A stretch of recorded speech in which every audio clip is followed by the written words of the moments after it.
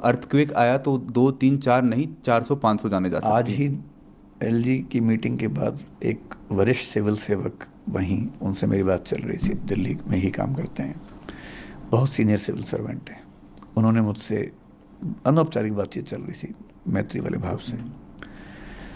उन्होंने मुझसे जो बात कही, जो बात हम समझते हुए, उन्होंने कहा कि ये वाटर वाली बात, फायर वाली बात पे हमारा फोकस है, क्योंकि ये दिक्कतें दिख रही हैं, दूर होनी चाहिए।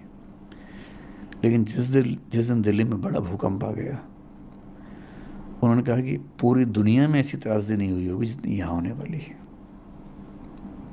और मैं फिर आपसे एक बात कह रहा हूँ, अभी कोचिंग इंस्टीट्यूट्स घेरे में हैं तो बात चल रही है। मैं आपको कुछ और बातें बताता हूँ, उन पर भी फोकस कर लीजिए थोड़ा सा। दिल्ली में ऐसे हज़ारों रेस्टोरेंट्स होंगे जिनमें जाने का एक रास्ता है, जहाँ खूब खाना पीना भी है, ड्रिंक्स भी हैं। अल्कोहल तो बहुत जल्दी आग पकड़ता है। एक रास्ता है। शाम के समय जो कम उम्र के बच्चे हैं, 80 100 150 बच्चे वहाँ पर होते भी हैं, डांस भी कर रहे होते हैं, कभी कभी स्मोक भी कर रहे होते हैं। एक चिंगारी कभी लग गई तो क्या होगा, आपको अंदाजा है इस चीज़ का? इसके अलावा दिल्ली में पिछले 3 या 4 बड़े फायर इंसिडेंट्स को ध्यान से याद कीजिए। कोचिंग इंस्टीट्यूट में एक हुआ जिसमें किसी की मृत्यु नहीं हुई थी पिछले साल। उसके पहले नरेला में एक इंसिडेंट हुआ, नरेला में हुआ या मतलब उपहार सिनेमा भी हुआ था। उपहार तो बहुत पहले की बात हो गई।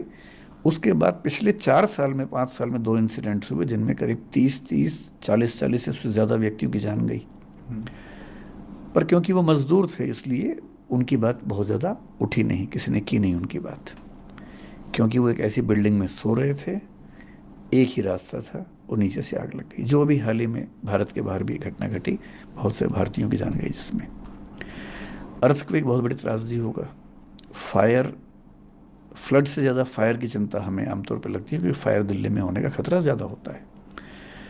और पुराने जो बाज़ार हैं, चांदनी चौक हो, कोई बाज़ार हो, छोटी छोटी गलियों में जब आप ऊपर चढ़ते हैं एक दुकान में जहाँ 1 लाख साड़ियाँ टंगी हुई हैं, जहाँ 50 सैकड़ों महिलाएं साड़ी खरीद रही हैं, भगवान ना करे कभी कुछ हुआ तो क्या होगा? बहुत सारे प्रश्न हैं। दिल्ली का विकास बहुत सिस्टमेटिक सिटी के रूप में नहीं हुआ, चंडीगढ़ की तरह से नहीं हुआ है। 1962 के मास्टर प्लान में उन पुराने इलाकों को एग्जम्पशंस दी गई हैं ताकि वहाँ बिजनेस हार्म ना हो। एग्जम्पशन तो ठीक है, बिजनेस इंटरेस्ट में है, लेकिन जब आग लगती है तो वो एग्जम्पशन नहीं देती है। तो मैं जो विनम्र निवेदन करना चाह रहा हूँ कि ऐसा नहीं है कि बारूद के ढेर पर सिर्फ कोचिंग इंस्टीट्यूट्स बैठे हैं, पूरी दिल्ली बैठी है। बहुत कम ऐसे संस्थान हैं, स्कूल है, कॉलेज है, यूनिवर्सिटी है, अस्पताल है, उनको ज़मीन मिलती है। मीडिया हाउसेस को ज़मीन मिल जाती है, बाकी लोगों को ज़मीन नहीं मिलती है। कोचिंग इंस्टीट्यूट को सरकार ज़मीन नहीं देती है, उनको खुद खरीदनी होती है, खुद रेंट पे लेना होता है, महंगे रेंट पे लेना होता है। फिर हर डिपार्टमेंट के साथ कम से कम ये ध्यान रखना होता है कि छोटी सी बात पे कोई हमला ना हो जाए। तो पक्ष सबका है, उनका भी है, और अच्छी बात है कि अगर हम एक स्थायी समाधान की ओर बढ़ें, मुझे उम्मीद है कि इस बार कुछ ना कुछ स्थायी होगा। सर फैमिलीज़ भी ये न्यूज़ देख रही हैं, सोशल मीडिया पे हैं, वो भी देख रही हैं कि कैसे घटना, सब कुछ हुआ, 3 बच्चों की जान गई। पेरेंट्स को आप क्या मैसेज देना चाहेंगे जो अपने बच्चों को भेजते हैं दिल्ली पढ़ने के लिए, बंगाल से, यूपी से, हरियाणा से, कि सब जाओ जगह से, पढ़ो? जैसे ये जो बच्चे थे, निविन केरल से था, हम्म। ये जो तान्या बच्ची है वो तेलंगाना से, उसके एक यूपी पेरेंट्स से, अभी थे, हाँ। शायद एक यूपी से बच्ची है। हम्म। मैं पेरेंट्स से ये कहना चाहूँगा कि जब वो आए दिल्ली में, चाहे हमारे पास आए चाहे कहीं भी जाए, हम्म। केवल ये ना देखें कि इंस्टीट्यूट कितना अच्छा है, टीचर्स कितने अच्छे हैं, साथ में थोड़ा सा ये भी देखें कि सेफ्टी के प्रोविज़न्स कितने वहाँ पर हैं। खुद जाके देखें, क्लासरूम के अंदर जाके देखें। एक सिंपल सी कसौटी मैं आपको दे रहा हूँ। सबसे पहले हर पेरेंट और हर बच्चा जब भी किसी क्लासरूम में जाए, ये ध्यान से चेक कर ले कि अगर कोई दिक्कत हुई तो निकलने की संभावना है या नहीं। मैं सामान्य भाषा में कहूँ तो कम से कम 2 एग्जिट हैं या नहीं। बहुत बेसिक सा क्राइटेरिया है।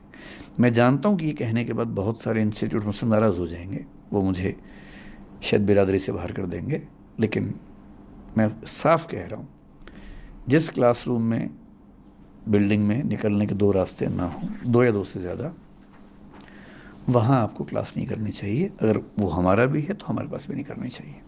और अब से एक नई बात यह है कि बेसमेंट तो हम अभी ये सुनिश्चित करेंगे कि मतलब बाकी राज्यों में बेसमेंट को लेके ऐसे कठोर नियम शायद नहीं है, लेकिन हम कोशिश करेंगे कि हर जगह इस नियम को लागू करें। सर, आपने जो प्रेस रिलीज थी वो जारी की, उसमें आपने एक सुझाव भी दिया कि सरकार दिल्ली में 3 से 4 क्षेत्रों को चुनकर उन्हें कोचिंग स्थानों के लिए नियत करे। इस पे भी बात हुई एलजी साहब के साथ आपकी? नरेला के लिए जो डीडीए के वाइस चेयरमैन हैं शुभाशीष पंडा जी, उन्होंने बात आज भी रखी, और वो कह रहे हैं कि वहाँ पर हज़ारों की संख्या में घर तैयार हैं। जो कोचिंग इंस्टीट्यूट बनाने की बात है, हम आपको लैंड भी दे सकते हैं अगर आप कहेंगे, तो हम ऐसे बिल्डर से बात करेंगे जो आपको बना के दे देंगे। तो वो मतलब अब देखते हैं कि कितना व्यावहारिक सब लोग स्वीकार कर पाते हैं, लेकिन एक प्रस्ताव तो